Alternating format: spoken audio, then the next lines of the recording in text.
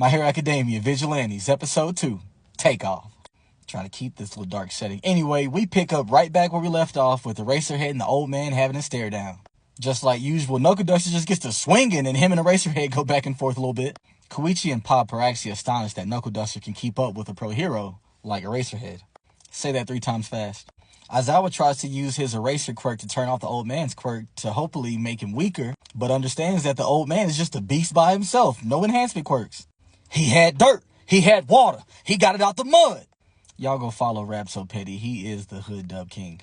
Anyway, while the guys are going at it, the old man with the briefcase just takes off running, and Koichi and Pop take off running after him. Now, Koichi's chasing him down to apologize, but then those triggered up thugs from the last episode comes in again.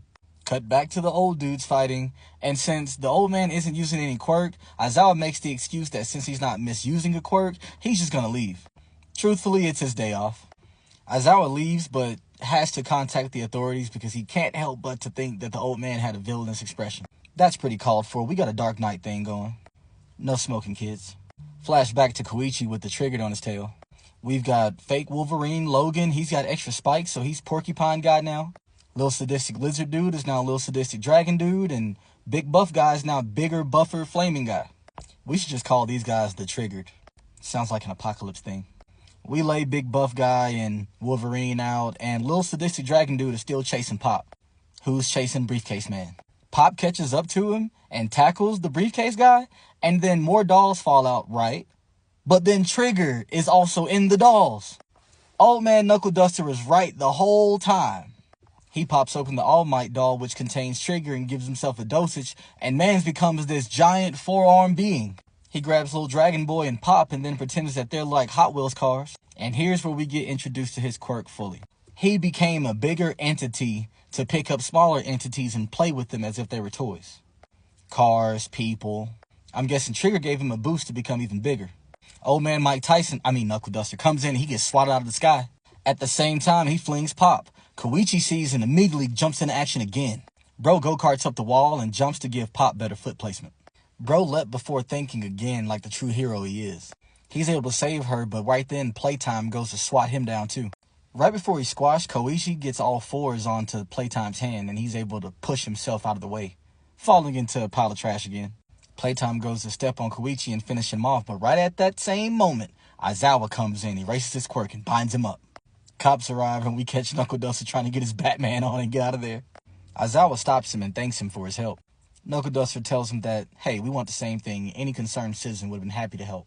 Him and Aizawa clash philosophies a bit, but Aizawa really just doesn't want him going too far. We flash to Pop checking on Koichi. She a little flustered in the face for the way that he just jumped in and saved her, huh? She's all blushy, but we all link back up and get out of there and head back to Koichi's spot. Cut to the next day and Pop catches some school kids fighting with their quirks. She calls Koichi and Nokoduster to help come solve the situation, of course. We get there and Koichi jumps in, but the kids just start whipping him. Before we got here, Nokoduster gave Koichi some biker gear for more protection. I'm not gonna spoil y'all, but Koichi does not know how to use his quirk, seriously. Koichi also takes the time to introduce his real hero name, the Crawler. That's lit and you know it. One of the kids mishears him and calls him Cruller though, and we're gonna get a lot of that. Anyway, the old man flies into a pile of trash again, and he's about to jump in, but then Popstep stops him. She finds out that the 2 boys are actually fans of hers, and she's able to de-escalate the situation herself. Right then, we see another villain going on a rampage, who's got a strength and hardening quirk, and we see a mother and child flung.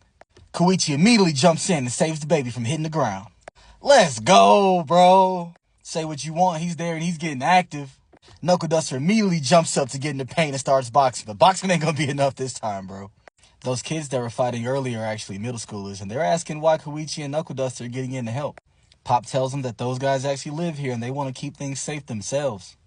Now the Crawler and Nokoduster are taking big blows from this dude, but they come together and get him. Crawler go-karts in and trips him, and then Nokoduster gets him with a beautiful falling fist, followed by a demon rush if you've seen Mob Psycho. I recommend watching.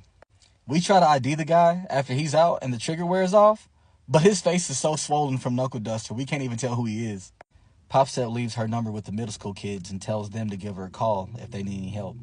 The gang wishes them a farewell and we get out of there. Flash over back to Koichi's spot and we're getting hits online, but they keep messing up Koichi's name, of course. Everybody knows the Crawler. Crawler. That is our to be continued. Heart, follow, and share, and I'll catch y'all later. Protect women and children.